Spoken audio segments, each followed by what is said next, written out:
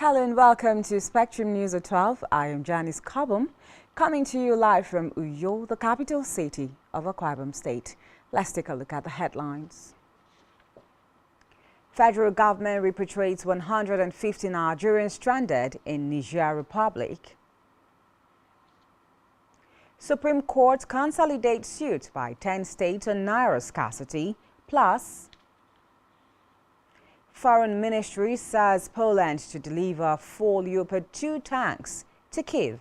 We'll bring you details of these stories and more in a moment.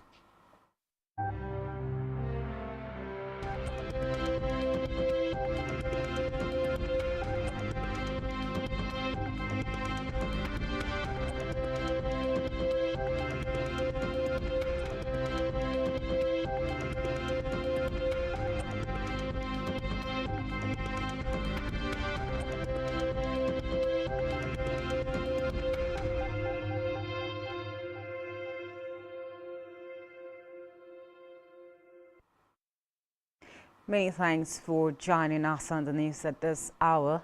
We begin our reports that the federal government has repatriated no fewer than 150 Nigerians set to be stranded in Niamey, Niger Republic. According to the Minister of Humanitarian Affairs, Disaster Management and Social Development, Sadiya Farouk, the returnees were stranded in Niamey while they were attempting to go to Europe in search of greener pastures. The minister, who received the returnees at Aminu Kano International Airport in Kano, said the exercise was conducted in collaboration with the International Organization for Migration (IOM) and Economic Community for West African States. According to her, the returnees were brought back to Kano under the care of the IOM and ECOWAS from Niger Republic through a voluntary repatriation program. Was in a bid to produce about 2.1 million barrels of oil daily with an estimated worth of 2.4 trillion naira monthly from various drilling facilities in the Niger Delta. Data obtained from the Nigerian Upstream Petroleum Regulatory Commission in Abuja showed that about 900,000 barrels of oil per day could be produced from quick interventions on the shut-in wells, while the medium and long-term initiatives could add 1.2 million barrels of oil daily. The chief executive, NUPRC, Gbenga Komolafe, said the committee was currently working on reviving the shut-in wells. Komolafe noted that as part of the strategy for value optimization and increased production from the national oil and gas reserves, the commission has focused on regulatory initiatives aimed at reviving declining wells through enhanced oil recovery approach. He said the total number of strings that need to be revived is also known, and they have commenced engagement with the relevant operators to operationalize the initiative. Government against the federal government challenging the implementation of the Naira redesign. Recall that at the last hearing on February 15, 7 states joined the 3 initial states as co-plaintiffs, while Edo and Bayelsa states joined the federal government as co-defendants. Expectations are high as the Supreme Court consolidated the suit today. The court, however, refused to join Abia State in the suit on the ground that it came late with its present its case at a later date. A motion for the consolidation was also argued by the counsel for Rivers State, Emmanuel Ukala. Moving the motion on notice, Ukala premised the consolidation request. Land panel Justice John Okoro granted the request and ordered consolidation of the 10 suits into one. Now, the plaintiffs in the suits are the Attorneys General, AGS of Kaduna, Kogi, the Attorney General of the Federation, Abubakar Malami's son, as well as the AGS of Bayelsa and Edo states. National and state houses of assembly polls in Kwara State in preparation for the general elections. The tribunal at Debara approved the use of High Court Room 9 for the tribunal sitting. The statement promised to notify the general public on the commencement of the tribunal inaugural sitting. Meanwhile, jamming presidential and National Assembly elections holding on Saturday, February 25. And elsewhere, the National Youth Service Corps (NYSC) has deployed over 200,000 corps members as ad hoc staff to partake in the general election schedule for Saturday. The Director General NYSC, Yushau Ahmed, said those to participate in the election have already been trained by INEC officials both in and outside orientation camps, warning that they must not accept gifts from party agents. The NYSC DG stated these in Abuja while speaking on the preparedness of the organization during and after elections.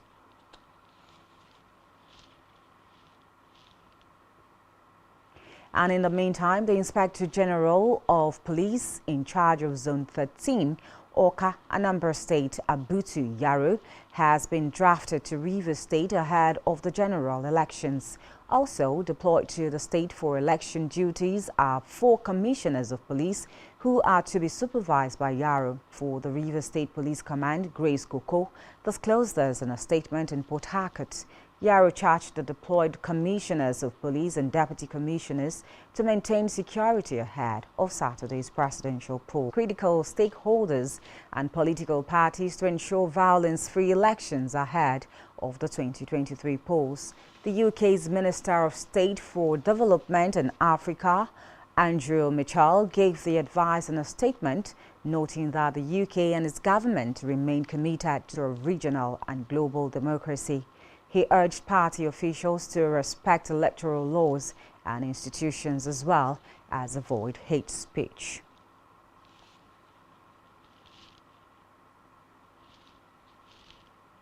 And back here, Akwa Ibom State Governor Dom Emmanuel has charged all eligible voters in the state to participate in this Saturday's presidential and National Assembly elections.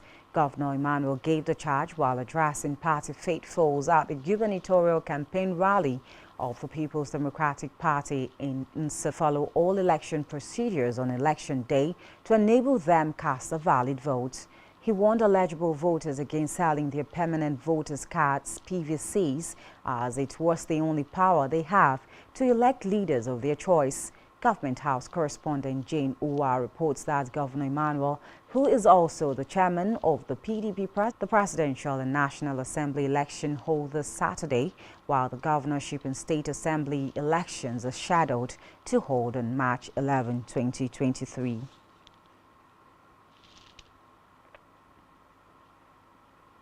And moving away from that, the Joint Admission and Matriculation Board has announced Public Affairs and Protocol. Fabian Benjamin explained that the suspension is to enable the deployment of certain measures which are designed to better serve prospective candidates. The statement said a new date and fresh registration procedure will include the upload of JAMB admission letter in the case of OND and NCE.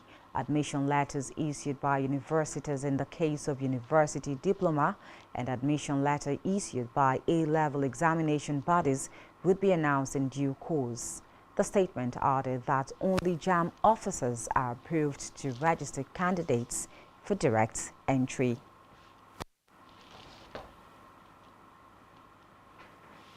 And we move now to Africa, where Tunisian President Kais Saied has called for emergency measures to be taken against large numbers of irregular migrants from sub-Saharan Africa. Saied said that the influx of migrants was aimed at changing the country's democratic makeup, in remarks criticized by rights groups as racist. The president, who spoke at a meeting with the country's National Security Council, said Tunisia is a key transit point for migrants and refugees seeking to move to Europe. Meanwhile,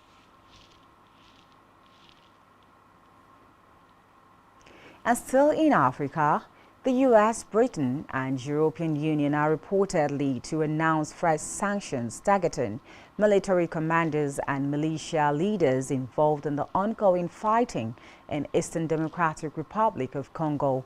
This fresh round of sanctions will target military commanders from the Democratic Republic of Congo and Rwanda. The two countries have traded accusations over the conflict in recent days between Congolese forces and rebel groups that has killed thousands more.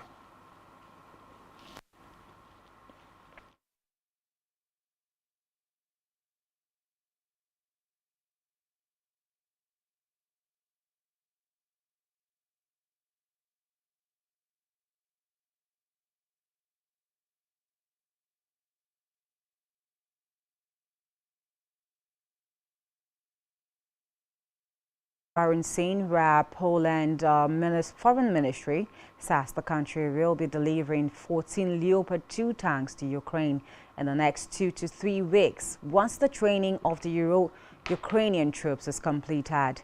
Lukasz Jasina, spokesperson for Poland's Ministry of Foreign Affairs, said Warsaw supported sending fighting jets to Kyiv, but considered ways in achieving a consensus among NATO countries. He said Poland is a member of NATO and wants to reach agreement in all issues to participate in the Ukraine war.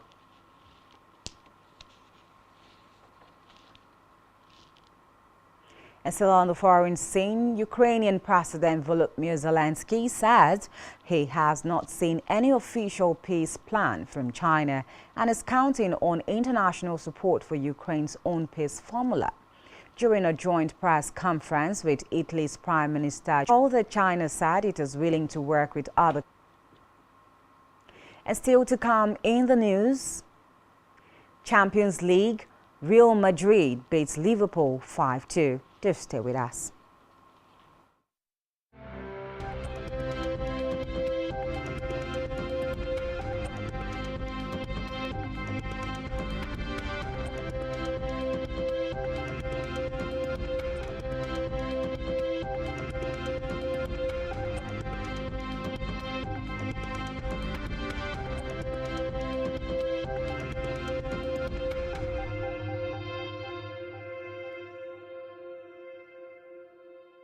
Nigerian police, which is the only one allowed by grossly abused. Our governors have to share police powers with the president as stipulated by the constitution. We do not have a federal government police force. We have the Nigeria Police Force, which shall be administered. Something here. Perhaps it might also enlarge the scope of people who should be invited here for examination. My Lord, if we cannot find those who literally murdered Abiola, who are those people who could be said to be the beneficiaries of the death of Abiola? Rogers has linked you with some of the killings he did. He never did. He linked you with the attempted murder of Hebrew. He did not. My Lord, the Matters Council is leading the evidence in our matters. Is this an adversary proceeding? It's not, my Lord, but we can't be talking about cases which I think I'll be in cross-examination. Legally Speaking, a program that deals with legal issues and questions we face as citizens of this amazing country, Nigeria. Legally Speaking. Join us every Friday from 5 p.m. to 6 p.m. for Legally Speaking.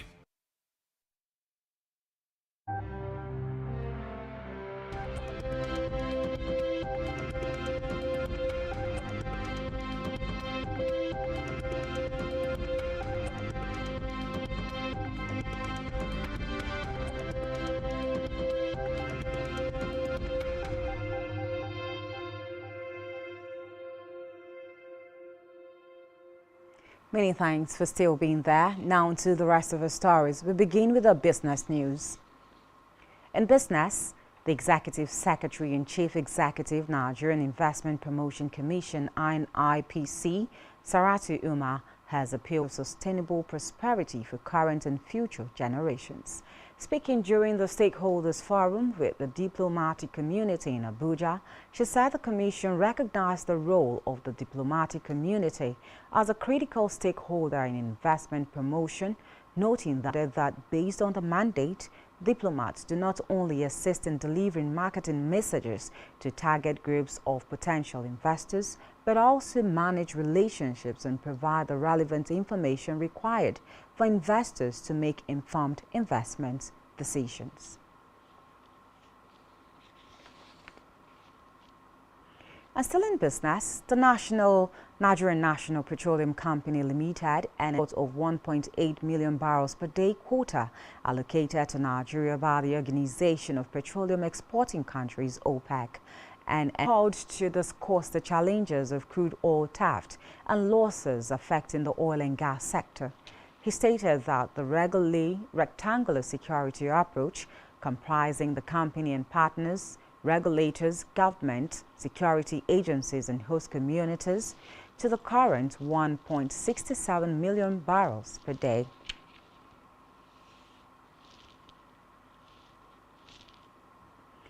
And moving on to health, researchers said that they have identified a severe form of mpox in people with advanced HIV, which had a death rate of 15% among patients with AIDS. Mpox, previously known as monkeypox, has long been endemic in several African countries but started spreading across the world last May, affecting homosexuals. According to the World Health Organization, more than 85,800 mpox cases, including 93 deaths, have been reported across 110 countries. Collaboration with the federal government and development partners has revealed a nutritional guide to help Nigerians reduce the risk of malnutrition, which remained a national challenge. Chief Nutritionist Harvest Plus Eric Boy said biofortification uses conventional breeding to develop food crops that provide more of the essential vitamins and minerals, micronutrients required for good health. Eric noted that micronutrients malnutrition, known as hidden hunger in Nigeria, remains a public health challenge to be addressed, as approximately 1 in 3 preschool-age children suffer from vitamin A deficiency and over 50% of women are anemic. She explained that Nigeria's most consumed staple food, such as traditional white non-biofortified cassava, maize and sweet potatoes, are low in essential micronutrients like vitamin A.